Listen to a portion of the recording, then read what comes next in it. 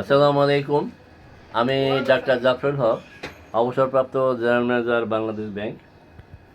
আজকে হলো 4 এপ্রিল 2026। আমার অনেকগুলি কিডনি পেশেন্টের মধ্যে আজকে আরও একটি সাফল্যের পথে কিডনি পেশেন্ট, যিনি এসছেন সুদূর কিশোরগঞ্জ থেকে। উনি আসছে শুধু নেত্রকোনা থেকে। ওনার একটা পরিচয় হলো যে আমার এক সময়ের বস, যখন আমি ডিপুটি ডাইরেক্টর বেস্টার্ন ডাইরেক্টর ছিলাম, উনি তখন ডিপুটি ডাইরেক্টর ছিল। ওনার নাম হলো সন্তোষ কুমার চৌধুরী। উনি বাংলা ব্যাংকে ছিল, পরে জিএমসি রিটায়ারমেন্টে গেছেন। উনি আমার স্যার, সেই স্যারের উনি হলো ভগ্নিপতি। তো সেই রেফারেন্সে উনি আমার কাছে এসেছিলেন। তো আসার পরে আল্লাহর রহম তার কিডনির পয়েন্ট কমে দেখে আমি এখন স্বয়ং আমার সেই স্যারের ভগ্নিপতি মিস্টার ভূপেশ কিরণ তালুকদার, তার সাথে কথা বলবো। দিয়ে আপনার পরিচয় দেন, আপনি কোথায় সার্ভিস করছেন? আমি ভূপেশ কিরণ তালুকদার, হ্যাঁ, রিটায়ার্ড প্রিন্সিপাল অফিসার জনতা ব্যাংক নেত্রকোনা শাখা।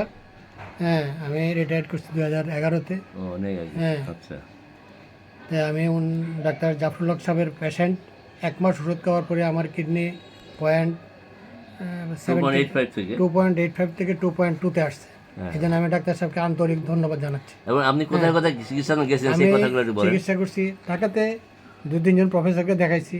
ইন্ডিয়াতে নারায়ণ হসপিটালে দেখাইছি, সিএমসি ভেলুরে দেখাইছি, কিন্তু 2.5-এর নিচে আর কখনো নামে নাই। হ্যাঁ, এই প্রথম 2.2-তে আসছে।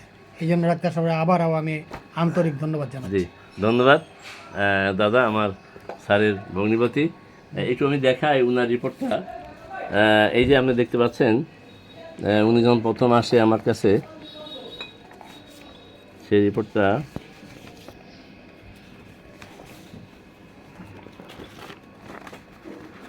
2.85। 2.85 এই দেখা যায়। এই যে ওনার নাম হলো ভূপেশ কিরণ তালুকদার, ওনার নাম। সিরাম কিটিনাইন 2.85 দেখা যাচ্ছে না? হ্যাঁ, 2.85। এটার তারিখটা হলো 22শে ফেব্রুয়ারি 2026। তো ওনাকে আমি মাত্র একবার ওষুধ দিয়েছি, সেটা হলো, একটু ফাইলের দিকে ধরো, 21শে ফেব্রুয়ারি 2026। অর্থাৎ আমার ওষুধ নেওয়ার পরের দিন উনি আবার ওটা টেস্ট করার পরে ওষুধ খাওয়া শুরু করে। তো তারপরে ওষুধ খাওয়ার পরবর্তীতে উনি আবার ওটা টেস্ট করে। সেটা হলো, সেই তারিখটা হলো 9/3/2026। ভূপেশ তালুকদার, খিরাম কিতিনাইন দেখা যাচ্ছে এই যে 2.3, অর্থাৎ 2.85 থেকে 2.3 হয়েছে। পরবর্তীতে উনি আবার গতকালকে, অর্থাৎ 3রা এপ্রিল, অর্থাৎ এপ্রিল মাসের 3 তারিখে উনি আবার টেস্ট করেন সেই একই জায়গায়, একই স্থানে। সেটা হলো Nurjahan digital lab medical centre. এটা হলো কোথায়? নেত্রকোনা। ওনার বাড়ি হলো নেত্রকোনা। উনি ওখানে আবার টেস্ট করেছেন একই জায়গায়। এই সিরাম কিটিনাইন 2.2 আসছে।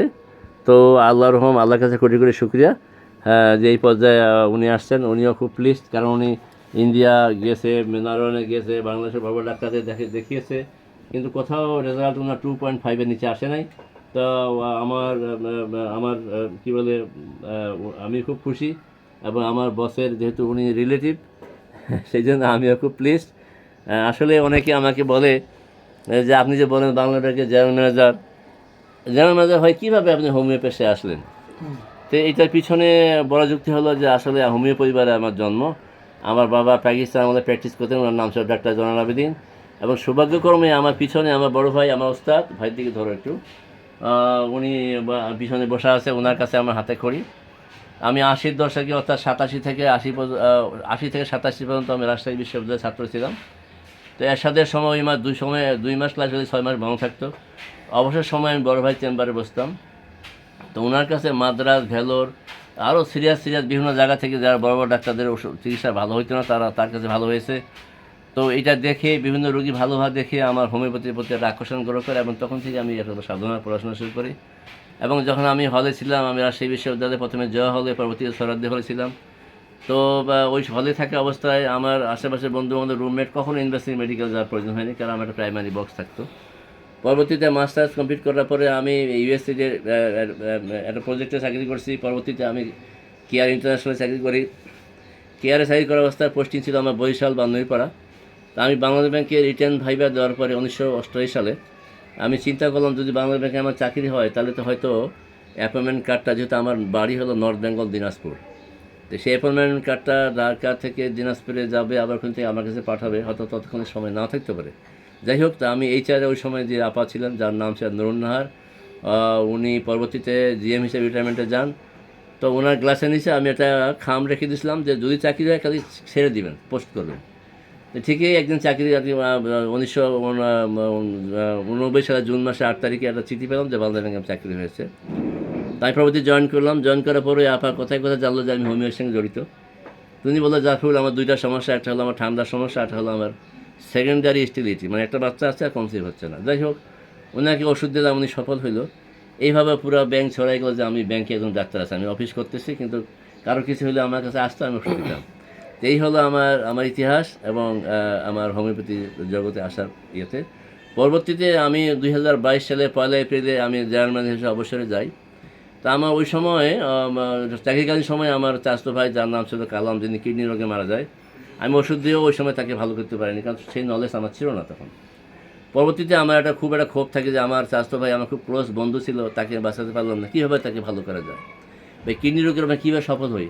তা আমি অনেক গবেষণা করে, অনেক বই পড়াশোনা করে, যেহেতু আমি অবসরে গেছি, অনেক পড়াশোনার সময় পাচ্ছি। পরবর্তীতে আমি এখন দেখতে পাচ্ছেন আপনারা যে অনেক রোগী যে 21টা ডায়ালিসিস নেওয়ার পরে ডায়ালিসিস লাগে না, কিডনি পান 6 থেকে নর্মাল, কিডনি পান 4 থেকে নর্মাল, কিডনি পান 3 থেকে নর্মাল, এগুলো বহু রেকর্ড আমার কাছে আছে। আল্লাহর কাছে কোটি কোটি শুক্রিয়া। শুধু নট অনলি কিডনি, এখানে যেমন দেখা যায় যে দাদার বাচ্চা হয় না 6 মাস, 16 বছর 17 বছর বিয়ে করেছে, কারো জরায়ুতে টিউমার, কারো সিস্ট, কারো কোনো সমস্যা নেই কিন্তু বাচ্চা হচ্ছে না, আবার বাচ্চা হইলে আবার 7 মাসে অবস্থান হয়ে যাচ্ছে, সেই রোগীগুলোও আমার কাছে ভালো হয়েছে। আবার এমনকি ক্যান্সার রোগী, যা লিম্ফোথিক গ্ল্যান্ড ক্যান্সার, যেখানে 5টা কেমোথেরাপি দেওয়ার পর রোগী শয্যাশায়ী হয়ে গেছে, সেই রোগী আমার কাছে আসার পরে এখন কেমন না নিয়ে ভালো আছে, সুস্থ আছে। এবং যাকে বলা হয়েছিল আপনার আমার আমার আমার ডাক্তার জাফরুল হক নামের ইউটিউব চ্যানেল আছে, যেখানে আপনি দেখবেন যে সোহাগী নামে এক পেশেন্ট যার লিম্ফোথিক গ্ল্যান্ড ছিল, যিনি 5টা কেমন নিয়ে শয্যাশায়ী হয়ে গেছিল, পরবর্তীতে উনি আমার সুস্থ আছে এবং সে বর্তমানে 4 মাসের গর্ভবতী। আল্লাহর কাছে কোটি কোটি শুক্রিয়া যে মানুষের ধারণা যে একবার হোমিও খাইলে অ্যালোপ্যাথি কেমন নিলে আর ওষুধ কাজ করবে না, সেটাও এখন ভুল প্রমাণিত হইল। যাই হোক, আমার ভিডিও লম্বা না করে আমি এখানে শেষ করছি। সবার জন্য উন্নতি কামনা করি, আমার স্যারের আত্মীয় ওনার সম্পূর্ণ মুক্ত কামনা করে, আমার বড় ভাই সবার জন্য দোয়া চেয়ে আমি এখানে শেষ করছি। আসসালামু আলাইকুম। সাফল্য কামনা করি। জি দাদা মনে হয় আমি কিছু বলবেন? পেশেন্ট নেত্রকোনা থেকে আসছি। আমি স্যারের সাফল্য কামনা করি, উত্তর উত্তর সমৃদ্ধি ছড়াইয়া পড়ুক বাংলাদেশে, আনাচে কানাচে। জি, ধন্যবাদ দাদা।